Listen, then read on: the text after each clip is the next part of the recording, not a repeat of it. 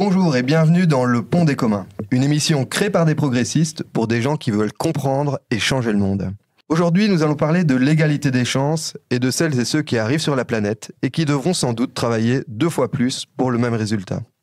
Les femmes, les hommes, les étrangers, les personnes en situation de handicap, toutes celles et ceux qui, bien courageux, se lèvent le matin et continuent à croire malgré une atmosphère parfois détestable.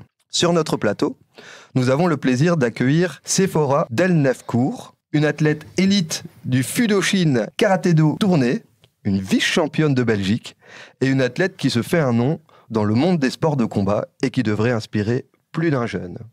Bonjour Sephora. Bonjour. Nous sommes également accompagnés de Maxime Dogo. Travailleur chez SIEP, il anime notamment des ateliers autour des questions de discrimination. C'est aussi un trailer et un cycliste redoutable et un esprit fin plein d'humour. Bonjour Max. L'histoire jugera. Bonjour.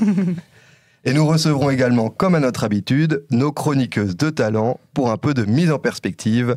Il y a déjà Margot qui est là. Bonjour Margot. Bonjour à tous. Alors, bienvenue. Aujourd'hui, le nom de notre thématique, c'est « Touche pas à mes potes », en référence au slogan de SOS Racisme dans les années 85, mais aussi d'une émission un peu moins glorieuse.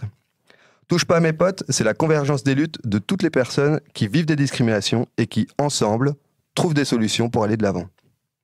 Mais en fait, Max, en quelques mots, c'est quoi une discrimination et finalement, qui en sont les principales victimes ? Une discriminée, c'est traiter de la même manière 2 situations différentes, mais ça peut être aussi traiter différemment 2 situations identiques. Par exemple, dans la cour de récré, on fait un match de foot, les filles peuvent pas jouer. Voilà, ça, on traite différemment une situation qui est identique parce que au nom de quoi une fille ne pourrait pas jouer au foot. Mais c'est aussi traiter de la même manière 2 situations différentes. Par exemple, vous demandez à quelqu'un de valide de monter un escalier et une personne en chaise roulante de monter le même escalier. Là, vous créez une discrimination. Maintenant, la discrimination est interdite en Belgique et il faut se référer à la loi. Qu'est-ce qu'on entend par discrimination au sens légal ? C'est le fait de traiter moins favorablement une personne dans une situation qui est comparable sans qu'il y ait de justification pertinente. Donc il y a vraiment 3 éléments. Il y a une différence de traitement qui crée un préjudice.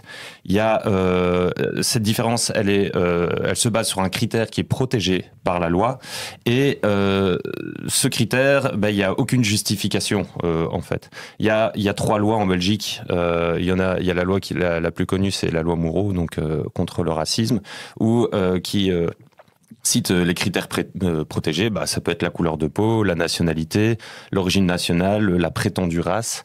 Et il y a eu 2 autres lois en 2007 qui sont venues ajouter en fait des critères. Donc il y a par exemple le handicap, l'âge, la fortune, la conviction politique ou les convictions syndicales, l'état de santé, et aussi il y a une loi spécifique pour le genre. Donc voilà. Qu'est-ce qu'on entend par notamment justification ? Je vais donner un exemple parce que parfois on peut avoir l'impression qu'on est discriminé et on l'est très certainement, mais si vous portez plainte pour discrimination, vous serez peut-être pas protégé. Par exemple, un petit exercice pratique. Joachim a une nouvelle coupe de cheveux, une coupe mulet. Il se présente à la piscine de Lorient et là, quelle n'est pas sa surprise désagréable de voir que la piscine n'est pas ouverte aux personnes qui portent une coupe mulet. Ça va pas du tout. Faut voir dans la loi, donc les 3 éléments, est-ce qu'ils sont réunis ? Il y a un traitement défavorable parce que tu avais envie d'aller te baigner et tu ne peux pas le faire. Est-ce qu'il y a un critère protégé ? Est-ce que la coupe de cheveux est un critère protégé ? Ça dépend comment tu le justifies. Si la coupe mulet, ça relève de tes convictions politiques ou voire religieuses, il y a peut-être moyen de creuser là. Mais il y a aussi les caractéristiques physiques qui sont protégées. Il faut voir si ça rentre, si ça rentre dedans. Mais surtout, est-ce qu'il y a une justification ? Pourquoi quelqu'un qui a une coupe mulet ne pourrait pas aller se baigner ? S'il n'y a pas de justification, là, on sera effectivement dans une discrimination. Par exemple, un autre exemple, si moi, je suis militant extrême droite et que j'ai distribué des tracts pour la campagne de Georges-Louis Boucher en juin dernier. Je postule dans un syndicat et le syndicat me dit « Non, désolé monsieur, vu vos convictions, on ne peut pas vous engager. » C'est un critère protégé. Oui, sauf qu'il y a une justification, c'est que le syndicat est une institution qui défend des valeurs, et si manifestement vos valeurs ne sont pas les mêmes, on n'est pas dans le cadre d'une discrimination. C'est logique qu'un syndicat n'engage pas un militant d'extrême droite. Et donc en fait, la deuxième question, c'est qui sont les personnes qui sont discriminées? Qui sont les personnes qui sont protégées par la loi? C'est toutes les personnes qui peuvent tomber sous le coup de ces critères. Donc c'est les femmes, les personnes racisées, les personnes handicapées, les personnes âgées et tout simplement les personnes qui sont dans une situation socio-économique peu favorable. Un grand merci Max, je pense que ça permet vraiment de rentrer dans le cœur du sujet et de comprendre un petit peu mieux finalement qu'est-ce qu'est une discrimination et comment est-ce qu'on peut reconnaître ces discriminations au quotidien. Place maintenant à la question laser. Pour cette rubrique, je vais faire appel à votre vécu afin de partir de situations concrètes. Plus que jamais, loin des non-discours théoriques, ce qu'on veut, c'est la réalité, c'est ce que vous vivez. Séphora, est-ce que tu peux nous expliquer un petit peu ton parcours et finalement, est-ce que toi, tu as vécu ou non des discriminations ? Alors, je suis une jeune sportive. Je persévère dans le karaté depuis mon plus jeune âge. Mes parents m'ont très vite initiée au karaté, donc j'ai très vite mis les pieds dans un dojo. Et j'ai également eu la chance d'avoir un grand frère qui m'a montré la route. Et donc, c'est ce qui m'a aussi donné l'envie de continuer tout simplement le karaté et après commencer les compétitions. Et auparavant, je m'entraînais dans un club en France. Et au début, je m'y épanouissais parce qu'il y avait des filles avec qui je m'entraînais, j'appréciais y aller. Et après, j'ai commencé à ne plus vouloir vraiment y aller parce que je trouvais plus de plaisir. Pas parce que le professeur ne donnait pas bien cours, au contraire. Il m'a beaucoup appris, mais c'est surtout parce que quand nous étions un nombre impair, j'étais toujours toute seule, parce que c'était principalement des garçons, donc le sexe masculin était en majorité, et donc je ne m'y épanouissais plus, parce que quand les garçons travaillaient avec moi, ils n'étaient pas non plus très respectueux, ils voulaient frapper plus fort, tout simplement parce que j'étais moins forte, parce que je suis une fille, dans un sport qui est finalement un sport catégorisé comme un sport de garçon. Et donc, finalement, je pense que le karaté véhicule certaines valeurs. Et donc, je pense qu'à travers ces valeurs, je ne pense pas que le fait de dire qu'une fille ne peut pas faire du karaté est vraiment juste, parce que le sport est ouvert à tous. Et justement, je pense que les filles devraient être acceptées telles qu'elles sont, parce que le sport est donc finalement ouvert à tous. Mmh. On peut pas te donner tort, finalement, sur des paroles pleines de sens comme ça. Mais j'aimerais bien savoir, parce que c'est vrai qu'aujourd'hui, tu es quand même vice-championne de Belgique, c'est quelque chose, c'est une sacrée performance. Comment est-ce que ça a eu de l'impact ou pas, ces discriminations sur toi? Est-ce que finalement, tu as réussi à les transcender et à devenir plus forte grâce à ça? Ou bien au contraire, est-ce que ça t'a freiné? Je pense que j'ai tout simplement la chance d'avoir une famille qui est là à mes côtés pour m'entourer. Et donc, je m'entraîne dans mon club.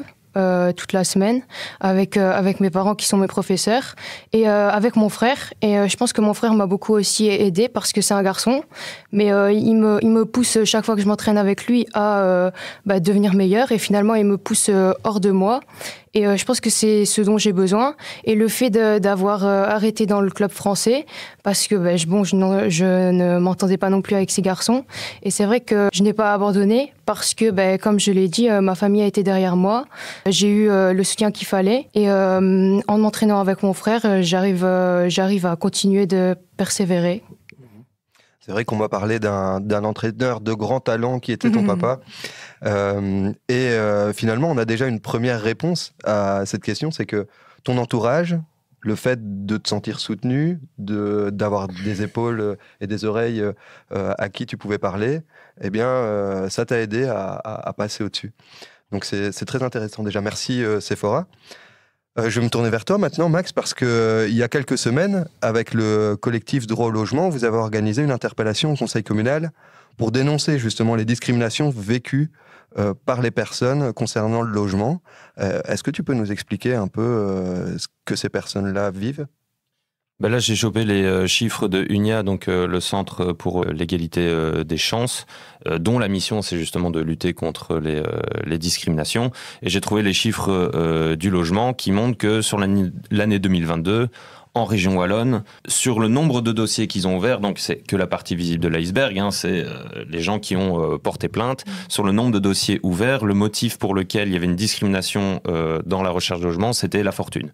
En gros, vous avez une garantie CPS, vous êtes chômeur, vous n'avez pas des revenus suffisants, on vous dit direct, non, c'est mort, vous pouvez même pas visiter le bien ou quoi ou qu'est-ce. Donc c'est déjà une forme de... ça montre que la plus grande forme de discrimination dans le logement, c'est le critère socio-économique.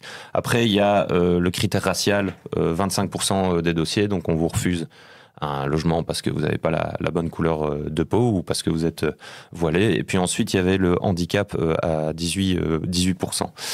Mais par rapport à la situation tournaisienne, vraiment ce constat de la discrimination socio-économique, il est criant parce que c'est quoi le souci à Tournai? En fait, c'est qu'il n'y a pas assez de logements adaptés à la population tournaisienne. En tout cas, une partie de la population tournaisienne. En fait, le nombre de personnes, de ménages isolés en Wallonie et aussi à Tournai, il augmente. Et donc, c'est souvent des personnes qui ont moins de revenus. Quand vous vivez seul, vous avez qu'un seul salaire. Ces personnes, souvent, elles cherchent des petits logements. C'est-à-dire un logement avec une chambre, peut-être deux quand on a des enfants. Et en fait, il y a très peu d'offres à ce niveau-là. Parce que c'est pas propre à Tournai, c'est comme ça partout. En matière de logement, on est dans une politique de l'offre. C'est-à-dire qu'on construit des logements en fonction, non pas des besoins de la population, mais du pouvoir d'achat de ceux qui vont pouvoir mettre de l'argent pour s'acheter un logement. Donc on a plutôt tendance à construire des logements de standing plutôt que des petits logements. C'est pas très intéressant économiquement parce que ces gens-là n'ont pas beaucoup d'argent. Et donc la revendication du DAL, c'était de dire il faut que l'État fasse quelque chose pour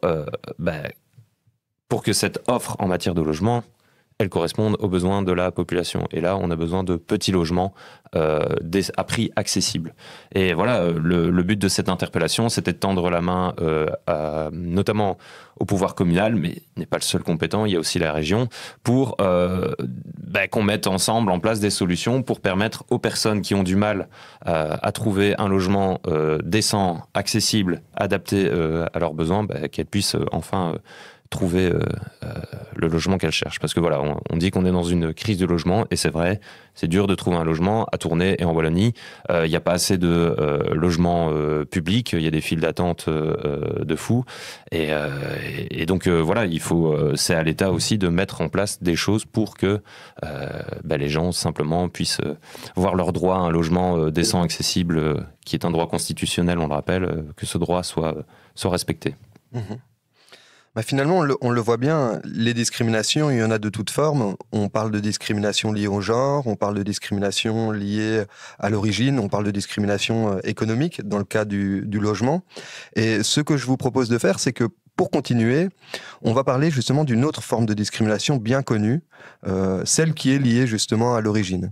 C'est sans doute la plus vieille et la plus bête des discriminations, tant de nos jours notre société devient multiculturelle.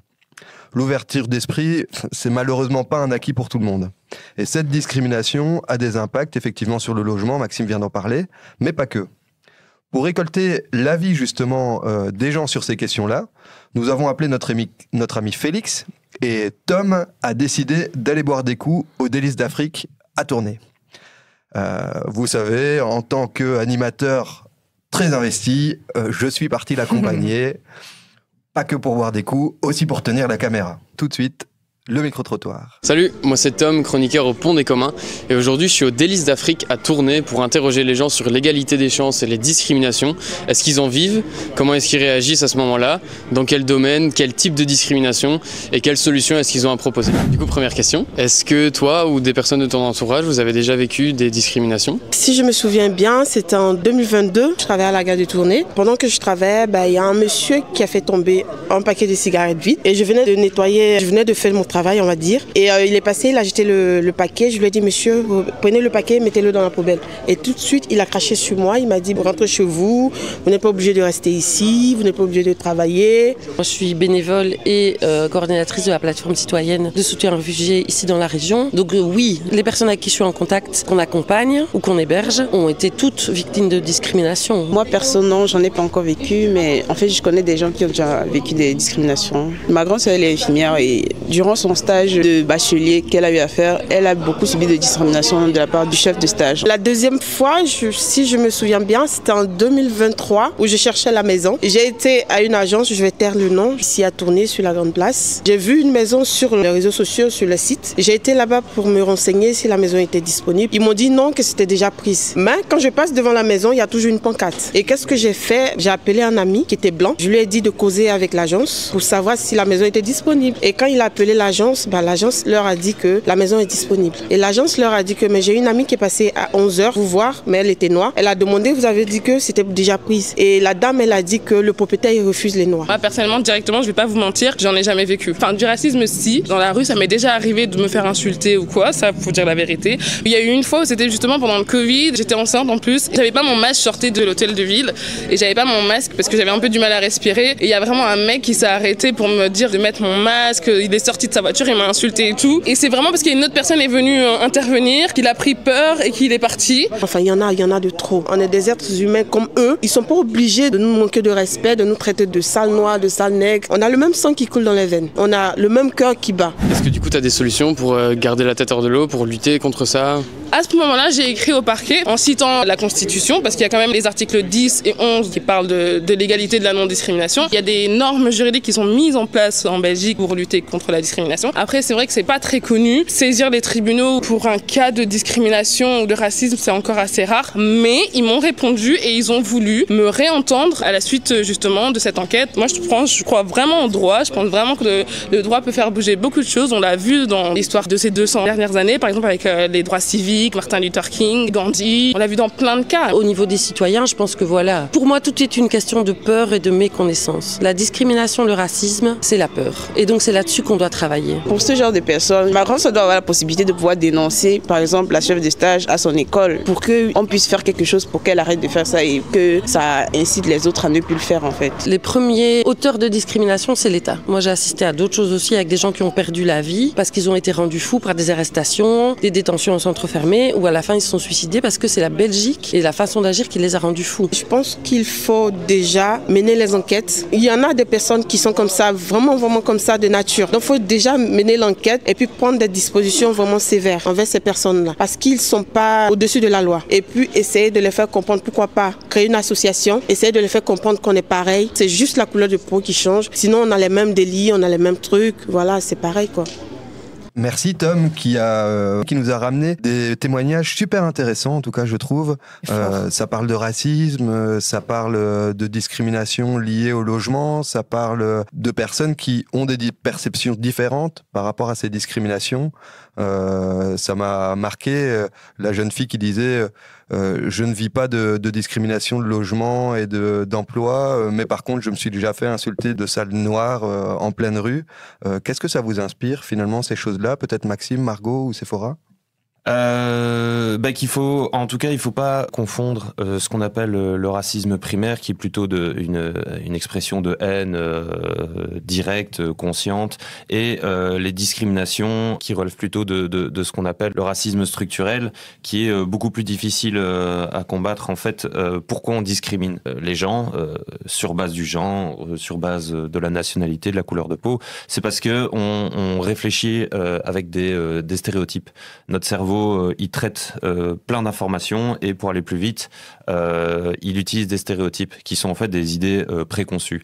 Et le problème, c'est qu'en fait, on n'a pas conscience qu'on est imprégné de toute une série de stéréotypes. Par rapport au racisme, il y a plein de ces stéréotypes qui nous viennent de la colonisation et des stéréotypes qui sont encore diffusés aujourd'hui, des stéréotypes bien généralement infériorisants par rapport aux personnes, aux peuples anciennement colonisés. Ce qui fait que même si on est plein de bonnes intentions, parfois on s'en rend même pas compte, mais on va pas se comporter de la même façon avec une personne blanche ou avec une personne racisée. Et donc, en fait, c'est hyper important que la loi soit là pour punir les discriminations, mais c'est pas suffisant. Entre la loi et la réalité, il y a un énorme gap. Et en fait, ce qu'il faut faire, c'est surtout travailler à déconstruire tous ces stéréotypes stéréotypes, et qui soient de genre, qui soient des stéréotypes racistes, qui soient des stéréotypes basés sur la richesse, tout ça. Voilà, il faut vraiment expliquer aux gens d'où viennent ces stéréotypes, et pour que les gens prennent conscience qu'en fait leur comportement est guidé par ça. Moi, je cite souvent l'exemple, je vois ici à Tournai, il y a des personnes pleines de bonnes intentions qui vont aller accompagner des personnes réfugiées au centre Croix-Rouge, qui vont se dire ouais, c'est des personnes qui ont besoin d'aide et tout, je vais aller aider, mais qui en fait vont se comporter avec ces personnes de manière complètement paternaliste. Dire non, c'est ça que tu dois faire, ça c'est mieux pour toi, je sais mieux ce qui est bon pour toi. Ils vont un petit peu infantiliser les personnes. C'est quelque chose que dans les associations on constate souvent. Donc le racisme, c'est pas qu'une question de haine, c'est vraiment aussi et la discrimination de manière générale, c'est une question de stéréotypes qu'on a intériorisés et parfois à tel point que même avec des bonnes intentions, on finit quand même par discriminer les personnes. Finalement, c'est toute l'importance effectivement de pouvoir se remettre en question, remarquer les propres stéréotypes qu'on porte, parfois à son insu et malgré nous. Mais merci pour ton intervention. Pour poursuivre, je vous propose maintenant de donner la parole à la fulgurante, l'intelligente Margot. Continue. L'une de nos chroniqueuses qui va nous apporter ici une séance pleine de couleurs et de bienveillance. Face au discours de haine, on remarquera que parfois, la vérité sort de la bouche des enfants. Tout à fait, et surtout de mes élèves. Alors le texte que j'ai envie de partager avec vous aujourd'hui est un petit peu différent de ce que nous avons déjà pu faire. Je me suis imaginé ce que je pourrais dire à l'un de mes élèves qui, comme beaucoup d'autres malheureusement, a déjà bien intériorisé que la personne qu'il est, que ce qu'il représente, pourrait constituer un obstacle à ses aspirations. Très récemment, j'ai demandé à mes élèves de rédiger et présenter une argumentation sur un thème qui est important pour eux. Un élève, que j'appellerai S, a choisi de nous parler du racisme, de la discrimination. Ce jeune ado, comme la majorité de mes élèves, est issu de l'immigration. Avec son accord, je vais vous lire, et avec ces mots, une partie de sa conclusion. Je pense que le racisme est très mal. Il fait mal aux gens et empêche la paix. Il faut apprendre à se respecter, peu importe la couleur de peau ou l'origine. C'est ça, la clé d'un monde meilleur. Du haut de sa toute petite expérience, S a déjà compris que non, le rejet de l'autre ne participera pas à rendre notre société plus efficace, bienveillante ou moderne. Il a saisi que le respect de l'autre pour ce qu'il est, et ne contrôle pas d'ailleurs, ça s'apprend. Alors S, la prof de français que je suis, te félicite d'avoir appréhendé ce que la langue française s'échine à nous dire depuis très longtemps. La vie est une palette de couleurs, et c'est en travaillant avec chacune d'entre elles que le monde a pu créer les plus belles nuances. Même si je n'ai pas encore l'expérience d'une vie, je peux déjà te dire que ce ne sera pas facile. Car si l'on dit que l'amour rend aveugle, c'est d'autant plus vrai pour la haine, elle rend même sourd. C'est simplement dommage qu'elle ne rende pas muet. Ce que tu es, ce que tu représentes, pourrait, un jour, être retenu contre toi. Ton impuissance face à l'intolérance pourra te faire broyer du noir. Tu feras parfois grise mine face à ce qu'ils font de notre société du vivre ensemble. Tu seras certainement une belle personne. T'es bien parti pour. Tu as reçu une éducation notamment basée sur le respect et la générosité.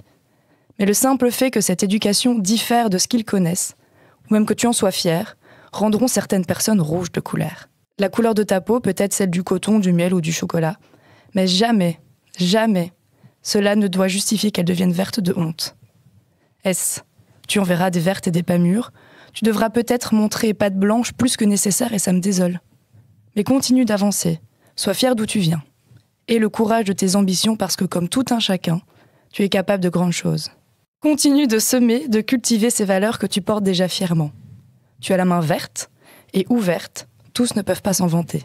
Entre nous, je suis un peu fleur bleue. Alors je te souhaite, un jour, de tomber amoureux d'une personne, peu importe son origine, son sexe, son genre. Elle te respectera, t'acceptera, tu en seras bleu.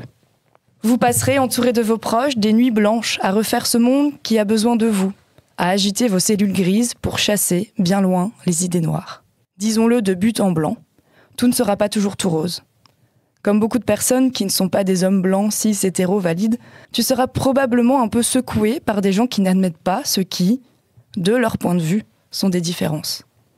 Ce qu'ils estiment être des zones d'ombre, qui ne sont juste pas assez brillants pour mettre en lumière. Pour eux, c'est simple. Le problème, c'est les autres. Ça te causera peut-être quelques bleus à l'âme, mais s'il te plaît, ne fais jamais pas de figure. Ne laisse pas plonger dans le noir ce qui te revient de droit, ce que tu mérites. Comme tu le dis, Luttons contre ce qui empêche notre monde de devenir meilleur. Mes élèves, écoutez-moi bien. Vous avez carte blanche. Vous êtes l'avenir, celui dont ils ont une peur bleue, parce qu'il aura l'arc-en-ciel comme étendard et égalité, solidarité et progrès comme devise. Poursuivez vos objectifs avec allégresse, jusqu'à avoir les joues rosées de plaisir. Faites-le pour vous. On va mettre des paillettes dans nos vies. Nos sourires seront éclatants face à leur rire jaune, devant votre réussite à tous et l'avènement d'une société plus juste. Et ce jour-là sera marqué d'une pierre non pas blanche, mais multicolore. Super Margot, franchement c'est un très beau tableau, plein de couleurs. Tu as pris une palette finalement d'émotions pour en parler. Et ce message d'espoir, finalement tu le donnes à S aujourd'hui, mais tu peux le donner à tous les enfants qui sont d'origine et qui ont des identités un peu différentes et qui se voient discriminés par rapport à ça. Alors, pour continuer, on va passer un petit moment où tu vas être fortement mise sur le grill, Sephora. Attention, je sais que tu préfères avoir des personnes en kimono et leur envoyer des high kicks directement pour les envoyer au tapis. Mais cette fois-ci, est-ce que toi, tu vas te relever de cet exercice? L'idée, c'est qu'on en apprenne un petit peu plus sur toi, Sephora. Donc, pour ce faire, je t'ai préparé un petit jeu tout simple. Ça s'appelle « Tu préfères ». À chaque fois, je te présente 2 propositions et tu choisis celle que tu préfères. Est-ce que tu es prête? Prête. Eh bien, Sephora, si tu es prête, comment on dit Sephora dans un match de karaté? On lance le karaté, il y a un mot c'est Hajime, quand on lance le combat. Sephora, Hajime. Tu préfères devenir championne olympique ou devenir millionnaire? Alors honnêtement, je ne pourrais jamais devenir championne olympique parce que le karaté a été retiré des Jeux olympiques pour les prochains ici qui vont avoir lieu bientôt. Donc je suis forcée de dire devenir millionnaire. Ah zut, elle est forcée de dire devenir millionnaire. Ils ont mis le skate et ils ont enlevé le... Avec tout le respect que j'ai pour les skateurs, hein, mais ils ont mis le skate et ils ont enlevé le karaté. Oui, exactement, c'est ça. En 2020, le karaté a été mis comme sport de démonstration. Et ensuite, après ça, ça a été retiré complètement. Donc, le karaté n'a pas sa place. Bon, donc, Sephora, tu ne deviendras pas championne olympique, mais Inch'Allah, tu deviendras millionnaire. Alors, tu préfères avoir un super cri de karaté ou une choré de victoire vraiment stylée? Un super cri de karaté parce qu'honnêtement, je ne sais absolument pas bien danser. Et est-ce que tu as déjà un cri que tu peux nous faire? En karaté, quand on marque un point, chacun a un petit peu son cri, mais moi, je crie juste... je fais « Ah !» avec plus de puissance parce que j'ai plus de head quand je suis sur le tatami. Ça vient du coffre. Ouais, voilà, c'est ça. Ok. Alors, prochain, tu préfères? Tu préfères qu'on te sous-estime ou qu'on te mette trop de pression? Je pense que je préfère qu'on me mette trop de pression parce que je pense que j'ai besoin justement qu'on me mette plus de pression pour me surpasser et me donner l'envie d'aller justement plus loin et devenir meilleur. Résistante à la pression et fonctionne à la pression. J'espère que l'entraîneur coach note tout ça, bien sûr.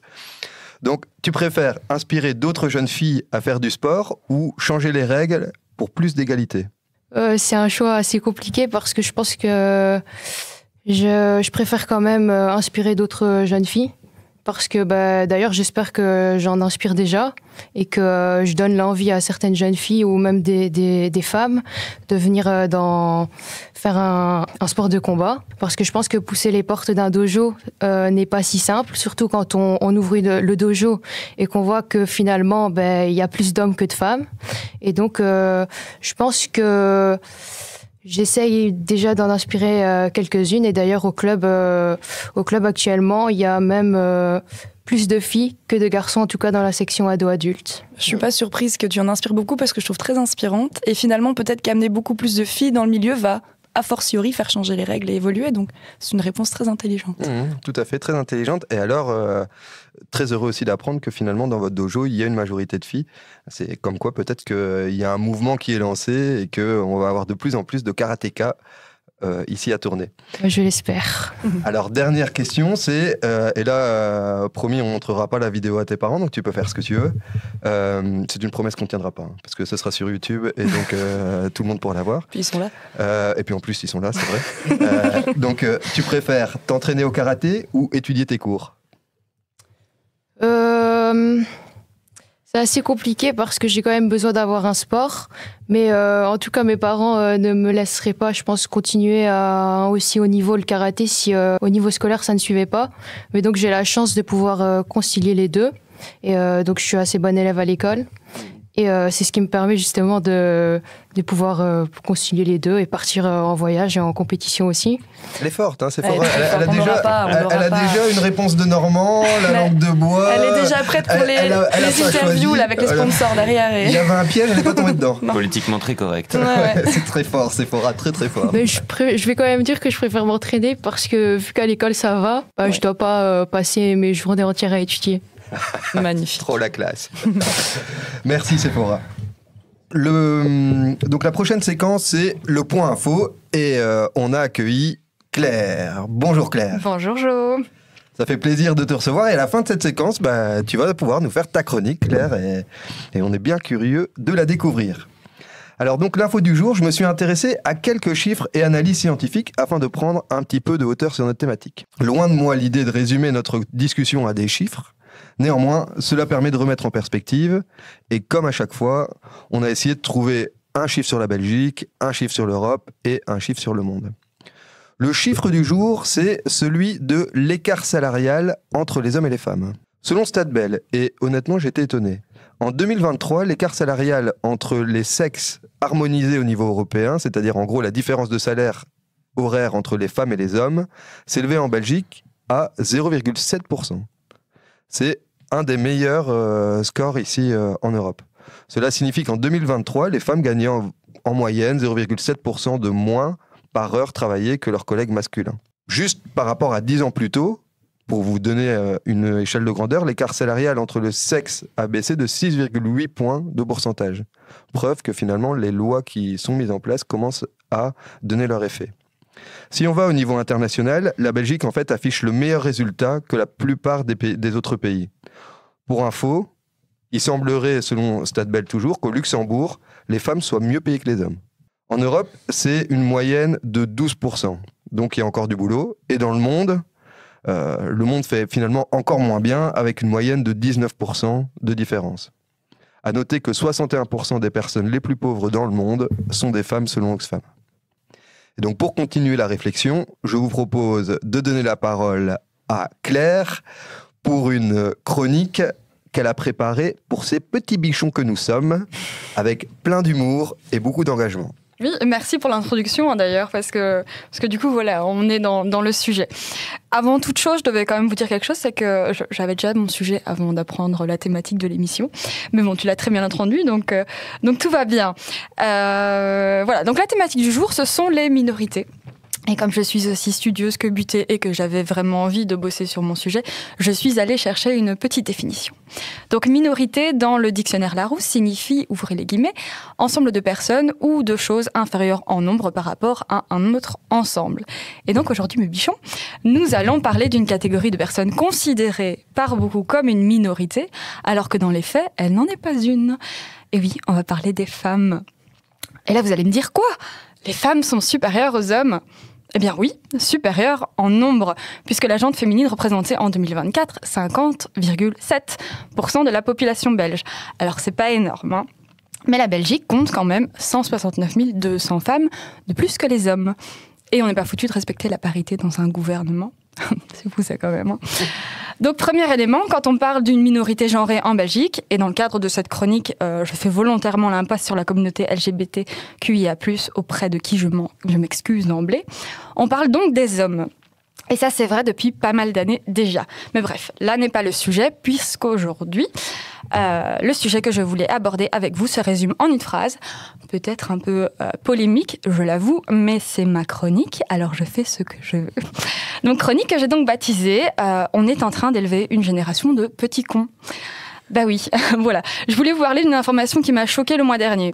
Alors tenez-vous bien, d'après une étude, les jeunes hommes seraient plus enclins à tolérer la violence faite aux femmes, qu'elle soit physique ou psychologique. Et l'une des raisons invoquées est, sans aucune surprise, les réseaux sociaux. Comme quoi avoir un masculin tout pourri à la tête de Facebook, bah ça joue. Alors cette étude, elle ne tombe pas de nulle part, hein. Elle a été menée par l'Institut européen pour l'égalité des genres. Et parmi les questions posées, on retrouve évidemment les questions standards supposant un lien de causalité entre alcool et viol, par exemple, mais on retrouve également cette affirmation.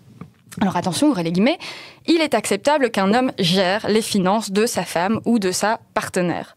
Et quand je l'ai lu, moi je me suis dit, mais c'est quoi cette vision d'un autre temps ? Qu'est-ce que ça fout encore là ? Et si, comme moi, vous êtes surpris, vous serez tout aussi ravis d'apprendre que pour un jeune homme sur 2, la réponse est « oui, bien sûr !» Donc 53% des 18-24 ans trouvent ça absolument normal. Alors moi, cette info, elle me choque, d'autant plus que ces jeunes trouvent cela encore plus normal que nos aînés, donc nos darons qui, eux, le pensent à 40%.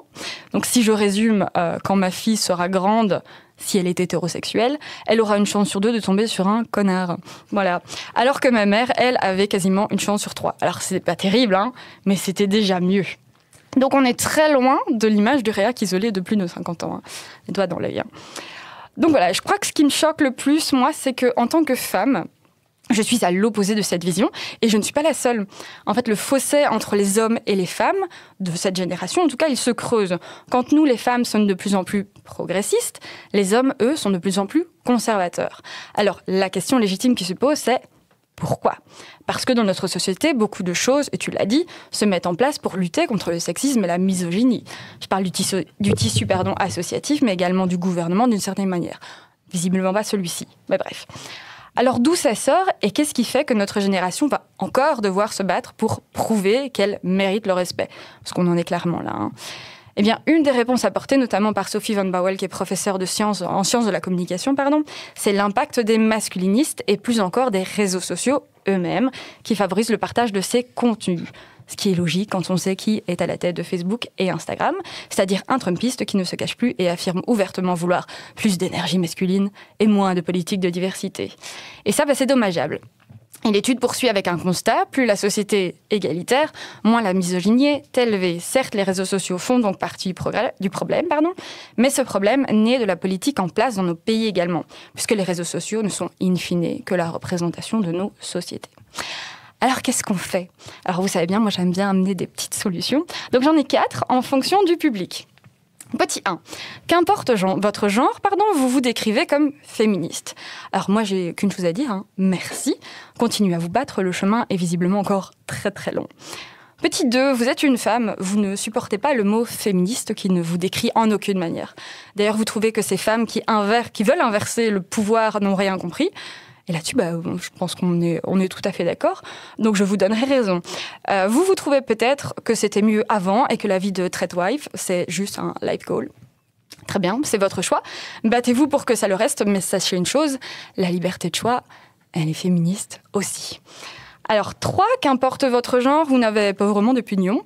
C'est dangereux, en fait, puisque ce genre de question est éminemment politique et viendra, dans tous les cas, impacter votre vie. Donc, intéressez-vous, ce serait dommage de dire... on l'avait pas vu venir, celui-là. Et petit 4, vous êtes en mascu. Alors, coupez vos réseaux sociaux, passez du temps avec vos daronnes, vos sœurs, vos meufs, osez leur dire que vous pensez que leur place est réellement à la cuisine, et le terme « homicide » prendra tout son sens. Alors, en signe d'apaisement, je tiens quand même à terminer en rappelant à la minorité bruyante visée par cette chronique que les femmes, au contraire d'eux, ne cherchent pas à écraser l'autre, mais bien à vivre dans un monde qui les respecte. Et si c'est si difficile que ça d'imaginer que nous cherchons simplement l'égalité, c'est clairement que de leur côté, ils ne cherchent qu'à asseoir leur domination. Et dans mon jargon, on a un terme pour ça. On appelle ça des petits cons. Et c'était tout pour moi. Un grand merci, Claire. Avec plaisir. Je pense que c'était finalement cinglant, mais c'est vrai que ce glissement d'une partie finalement des jeunes par rapport à une question d'égalité homme-femme, c'est inquiétant. Je ne sais pas si toi tu le ressens, Sephora, dans les groupes que tu fréquentes. Est-ce que tu as l'impression que tu as des amis de classe ou autres qui considèrent les jeunes filles de manière moins valorisante que les jeunes garçons ? Moi, je suis dans un groupe d'amis où je suis beaucoup plus avec des filles. Mais c'est vrai que dans ma classe et dans les classes dans lesquelles j'étais avant, les garçons sont particulièrement très machos par rapport aux filles. Et ils disent même que les filles, leur place c'est d'être à la cuisine, doivent faire le ménage, doivent rester à la maison, ne peuvent pas faire ci, ne peuvent pas faire ça. Et ouais, c'est vrai que je le ressens quand même, en tout cas cette année et les années d'avant aussi. Et comme dirait Claire, qu'est-ce que tu fais face à cette bande de petits cons? Je suis plus intelligente, je ne leur réponds pas et je ne calcule pas ce qu'ils disent. T'ignores. Exact. Tu penses quoi, Max, du fait ou Claire, hein, le fait d'ignorer? Est-ce que c'est une solution? Est-ce que... Moi, j'ai eu tendance à ignorer. Après, moi, je suis dans la génération dans laquelle je suis. On faisait passer ça pour de l'humour, en fait. Et maintenant, moi, je recadre. J'ai par exemple mon grand-père qui tient ce genre de propos. Moi, j'ai un bébé. Bon, elle a 10 mois, elle comprend pas. Mais j'ai pas envie qu'elle soit, qu'elle trouve ça normal et qu'elle intériorise ça comme des propos qui sont au final banals. Donc pour moi, non, maintenant, je recadre et je dis, en fait, c'est même pas drôle, quoi. Tu vois. Ça peut être un peu la meuf chiante de service, hein, mais je pense qu'aujourd'hui, quand on voit la tendance que les jeunes ont à trouver normal qu'une femme soit inférieure, à juger qu'une femme soit inférieure, je pense que c'est important de se battre aussi. Je suis pas sûr que ignorer ce soit la bonne solution. Après, c'est parfaitement compréhensible quand au quotidien on subit ces attaques et tout. Parfois, on préfère avoir une stratégie où on se dit au moins on n'en parle pas et je suis plus tranquille. Mais je pense qu'il faut essayer de confronter ces personnes à leurs idées et il faut essayer d'expliquer à ces personnes en quoi cette manière de penser est fausse. Et puis par rapport à l'humour, ça c'est un grand classique, une grande stratégie de la domination. Je rigole. Mais en fait, l'humour c'est sympa, donc ça part d'un bon sentiment. Tu fais une blague pour quelque part intégrer la personne ou parce que je t'aime bien, je te fais une blague. Sauf que c'est vraiment, il y a plein d'études qui montrent que c'est un puissant levier de renforcement des dominations. On fait une blague raciste en présence, on est des collègues là, il y a une personne d'origine étrangère, on fait une blague raciste sur l'origine de cette personne. Qu'est-ce qu'elle va faire? Elle va se sentir un peu obligée de rire, même si ça lui fait mal, parce qu'elle va avoir peur d'être vue comme la personne pas drôle et qui veut pas s'intégrer. Et donc il faut faire très attention avec l'humour, parce que souvent on se cache derrière ça en disant ouais mais c'est bon, c'est pas grave, c'était de l'humour. Mais non, c'est justement un levier puissant de renforcement des dominations. Eh bien, sans transition, je vous propose d'ouvrir la rubrique Le Rageux. Alors, je ne sais pas, Claire, si ton grand-père aurait pu écrire ce qui a été écrit, mais en gros, l'idée, c'est... j'ai été aidé par le Nord-Éclair, faut bien le reconnaître, qui, fin mars, publiait un article intitulé « On fait le ramadan, on ne doit pas te voir manger. Christian, filmé et affiché à son insu à tourner parce qu'il mangeait sa tartine sur le pas de la porte. » Je vous laisse imaginer les commentaires. Moi, personnellement, j'ai pris le temps, mais uniquement pour cette rubrique, de les lire. Et je vous ai ressorti le commentaire, sans doute le plus rageux en dessous de cet article, mais plus inquiétant, le commentaire qui était aussi le plus liké en dessous de cet article. Ce commentaire, il dit quoi? Il dit « Ça devient vraiment grave. Il est vraiment temps de voter des lois contraignantes et des populations qui sont accueillies chez nous et de leur faire respecter nos coutumes. » Qu'est-ce que t'en penses, Max? C'est un point de vue. Déjà, cette vidéo, c'est un fake. J'ai vu un article passer derrière comme quoi c'était une blague et tout. Donc c'est quand même dommage que la presse se fasse l'écho de ce genre de choses. Mais c'est symptomatique. C'est des discours qu'on entend. Moi, je crois que juste qu'une société accueillante qui oblige les nouveaux arrivants à oublier leur culture et à respecter la culture locale, c'est le terreau pour le communautarisme, donc le repli des communautés sur elles-mêmes. Et le point le plus extrême du communautarisme, ça peut se transformer en terrorisme, parce qu'on se sent tellement exclu d'une société qu'on en vient à vouloir sa destruction. Moi, je suis plutôt pour une approche interculturelle où les gens arrivent avec la culture et on voit qu'est-ce qu'on a en commun, mais aussi on identifie qu'est-ce qui peut être un point de rupture, et en fait on entre en négociation pour savoir comment on cohabite avec ça. Que des gens arrêtent de manger pendant un mois la journée, est-ce que ça cause vraiment un problème à ceux qui continuent à le faire? Par contre, il y a quand même des limites, c'est notamment dans certaines coutumes ne sont tout bonnement pas acceptables en Belgique. Si on parle par exemple de l'excision, là il n'est pas question de dire mais il faut respecter la culture, les coutumes et tout. Non, l'excision c'est vraiment une agression, c'est des coups et blessures et c'est pénalement répréhensible en Belgique. Finalement, ce qu'on sent, c'est qu'il y a une partie de la population qui est aussi en perte d'identité et qui, voyant arriver des populations avec d'autres coutumes, se sent un petit peu en danger sur leur propre identité. Moi, je pense que simplement, il y a le cadre de la loi qui est effectivement à respecter. Et puis après, les différentes identités nous enrichissent finalement. Oui, bah c'est ça l'interculturalité, hein, c'est l'exemple du couscous royal, c'est la rencontre de deux cultures qui fusionnent et donnent la naissance d'une nouvelle culture. Le couscous royal, ça n'existe pas au Maghreb. Généralement, un couscous, c'est une viande. Mais il y a des gens qui nés du Maghreb, qui se sont installés en France, qui ont ouvert des restaurants de couscous. Et les Français, comme les Belges d'ailleurs, on aime bien manger beaucoup de viande. Et donc, ils se sont rendus compte que le public français était friand de viande, et donc on a créé le couscous royal pour que, partant de la culture maghrébine, on a rajouté quelques éléments de culture française. Voilà. Faisons tout pour que notre société ressemble à un couscous royal. Ou spaghetti bolognaise, c'est la même chose. Alors, on va continuer avec toi, Max, parce que pour poursuivre, en fait, je te propose de lever un voile sur toi, Max. Tu vois, je t'avais présenté comme quelqu'un avec un esprit fin et plein d'humour. Je pense que tu as pu nous le démontrer. Mais maintenant, ce que je veux savoir, c'est un peu l'homme derrière l'animateur, tu vois ? Le Maxime en dessous de la casquette, quoi. Ça fait un peu peur, mais voilà. Allons-y. Alors, le nom de cette rubrique, c'est Le petit truc en plus de Max. C'est une série de mini-questions, souvent perso, parfois drôles, parfois plus touchantes. L'idée, c'est de découvrir ce qui t'anime, ce qui t'agace ou ce qui te fait avancer en quelques mots. Ok, t'es prêt, Max ? Allez. Le petit truc que tu glisses toujours dans une animation. Bah justement, ça dépend quel type d'animation, mais si c'est sur l'interculturalité, l'exemple du couscous royal, c'est quand même assez parlant pour les gens. Ah, t'es en train de nous animer, c'est ça que tu reconnais en fait. Oui, ça fait partie de mon métier. Je bosse là, je suis rémunéré. C'est bien. Alors, le petit truc qui t'énerve dans les discours sur l'égalité des chances. C'est quand on inverse les dominants et les dominés, et que, par exemple, quand on parle des violences sexuelles, on prenne facilement la défense des auteurs de ces violences plutôt que celle des victimes. Le petit truc qui te motive à sortir courir, même quand t'as zéro énergie. L'apéro que je prends après. On reconnaît bien ton côté bon vivant. Le sport n'est qu'un prétexte. C'est bien, Max. Le petit truc qui te touche un petit peu plus que ça ne devrait. Julien Doré. Ah, je comprends. J'aime bien. Surtout son dernier album, ouais, je sais pas. Les crocodiles. Ou sa reprise des L5, j'ai trouvé ça très touchant, quoi. On a un fan de Julien Doré. J'ai été le voir en concert il y a 10 jours. Ouais, C'était très bien. Tu vois qu'on en apprend qui est le Max en dessous de la casquette. Alors, le petit truc qui te fait marrer, qui te fait toujours marrer, même après 10 fois.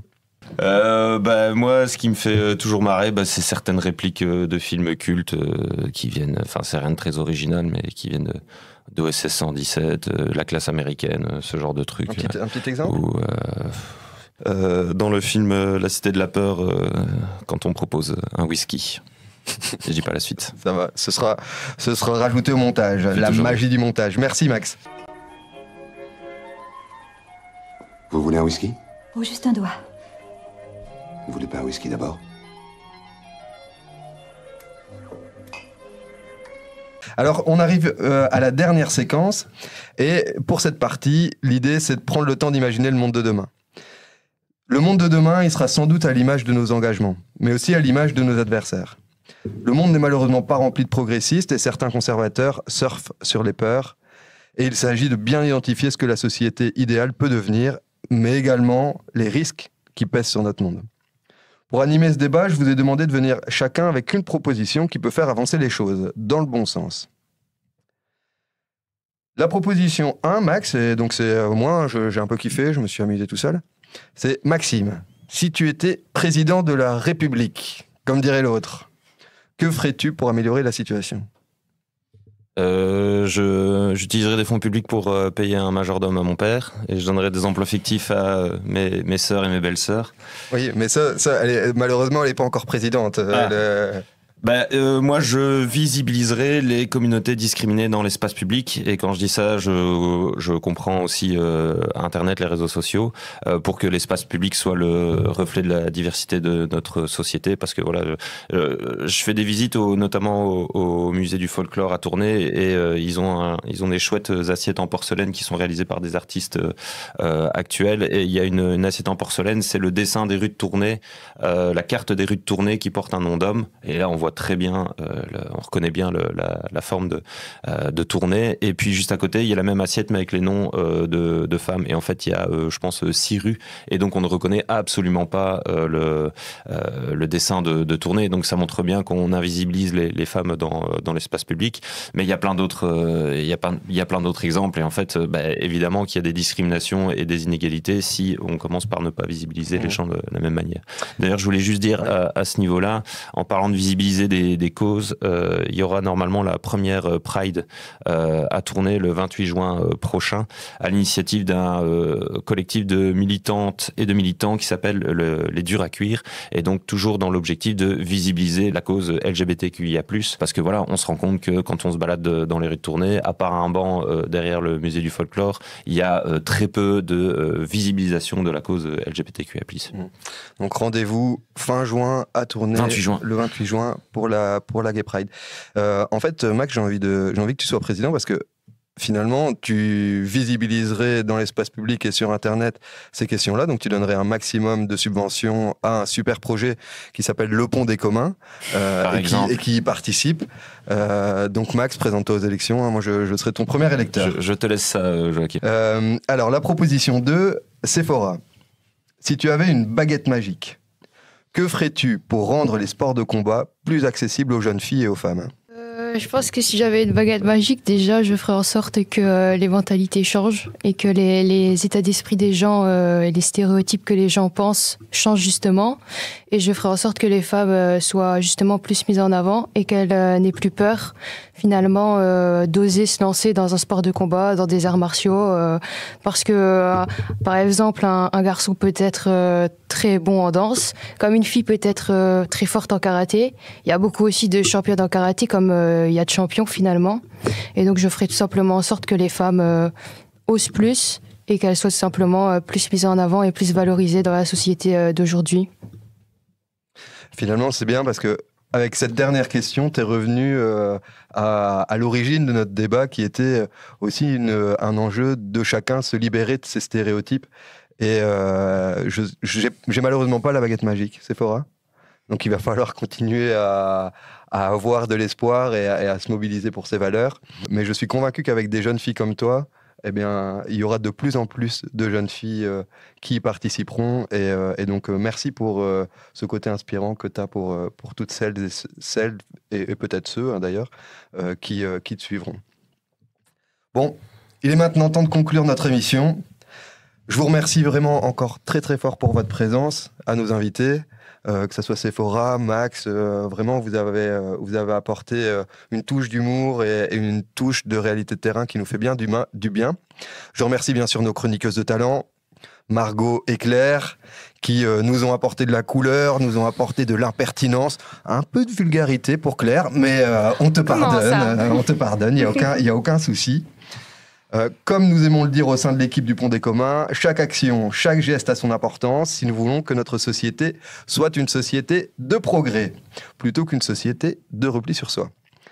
Plus que jamais, nous avons chacune et chacun notre rôle à jouer pour que le monde change, pour que les ponts se créent. Et donc c'est ici que je vous quitte sur cet épisode du Pont des Communs. On se retrouve prochainement avec des thématiques comme la santé, comme l'environnement ou comme la lutte des classes. Tout un programme. Ciao.